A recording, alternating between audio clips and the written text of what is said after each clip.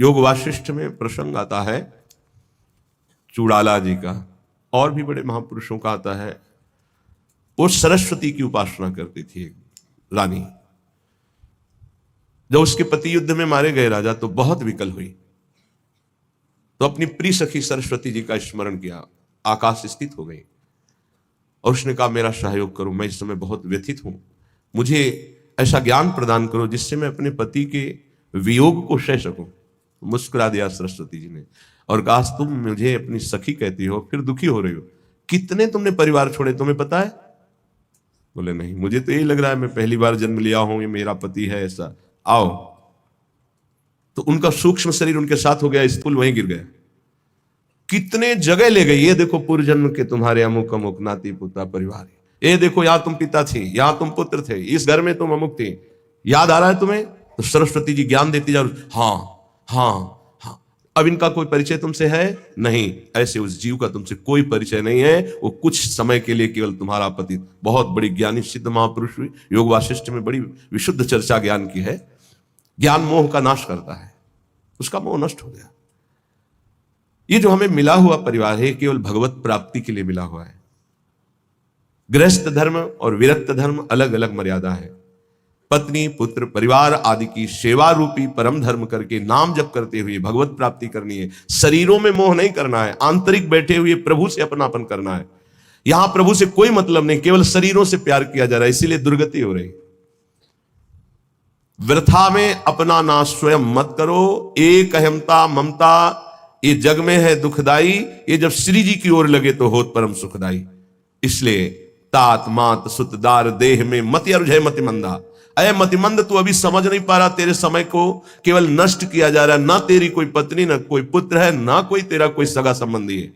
ये केवल माया का नाटक है। एक ही सच्चिदानंद विराजमान शरीरों में है जिसे तू जान नहीं पा रहा, और शरीरों का अलग अलग अहमता ममता से संबंध करके पुनरपि जननम पुनरपि मरणम की व्यवस्था कर रहा है।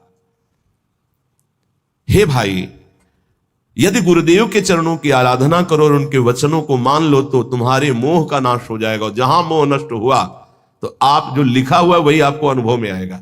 श्रीपाद कह रहे हैं छित्वा दुर्जर श्रृंखलम, ये बहुत कठिन श्रृंखला है जिसको कोई काट पावे। जैसे कोई हथकड़ी और बेड़ियों से जकड़ा हो तो कदम नहीं मार सकता, ऐसे ही मोह की बेड़ियों से, अहमता की हथकड़ियों से ऐसा जकड़ा हुआ जीव है कि सत्संग सुन रहा है, समझ में भी कुछ कुछ आ रहा है, पर फिर वो इतना बंधन है कि वो निकल नहीं पा रहा। इसीलिए गोपी जनों से कहा कि जिन बेड़ियों को काट पाना बड़े बड़े योगियों के लिए कठिन है, तुम उन बेड़ियों को काट कर केवल हमसे प्रेम करती हो, मैं तुम्हारा ऋणी हूं। भगवान श्री कृष्ण चंद्र जी ने इसीलिए बड़े बड़े परमहंस गोपी चरण रज की वंदना करते हैं, क्योंकि कहीं कोई राग नहीं है, न पति से, न पुत्र से, न घर से, केवल श्री कृष्ण अनुराग, मुरारी पादार्पित चित्त वृत्ति। छित्वा दुर्जन श्रृंखलम, ये हथकड़ी बेड़ी कैसे कटेंगी? तो कह रहे हैं गुरु गिराते मोह मात्रोदितम। गिरा वाणी, गुरुदेव की वाणी के अनुसार चलने से ही मोह का नाश हो सकता है, और कोई उपाय नहीं। बंदो गुरुपद कंज कृपा सिंधु नर रूप हरि महामोह तम पुंज जासु वचन रवि कर निकल। महामोह रूपी अंधकार का नाश करने के लिए गुरुदेव के वचन सूर्य के समान है। मोह मात्रोदितम, केवल मोह मात्र में तुम फंसे हुए हो, और इस मोह का नाश गुरुदेव के अक्षरशः वचनों के अनुसार चलने पर होता है। इन दुर्जर बेड़ियों को काट करके भगवत प्राप्ति कर लो। ना हंता, तुम अपने नाश करने वाले मत बनो। अन्य योनियों में तुम कोई भी साधना नहीं कर सकते, कुछ भी अपना कल्याण नहीं कर सकते हो। हे भाई, यदि तुम्हें मृत्यु लोक में बहुत साम्राज्य सुख मिल जाए तो भी वो केवल एक स्वप्न है।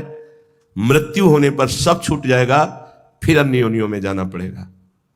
इसलिए शीघ्रातिशीघ्र वृंदावन आ जाओ, सत्संग सुनो, बिहारी जी राधा वल्लभ जी के दर्शन करो, रजरानी में बैठकर कुछ नाम जप करो और प्रार्थना करो धाम से, धामी श्यामा श्याम से, कि संसार के कार्य धर्म पूर्वक करते हुए, आपका सदैव नाम जपते हुए जीवन की शाम हो जाए। बस मेरी जीवन की पूर्णता हो, आपके आज्ञानुसार कर्तव्य कर्म करते हुए, नाम जप करते हुए, आपका स्मरण करते हुए प्राण छूटे।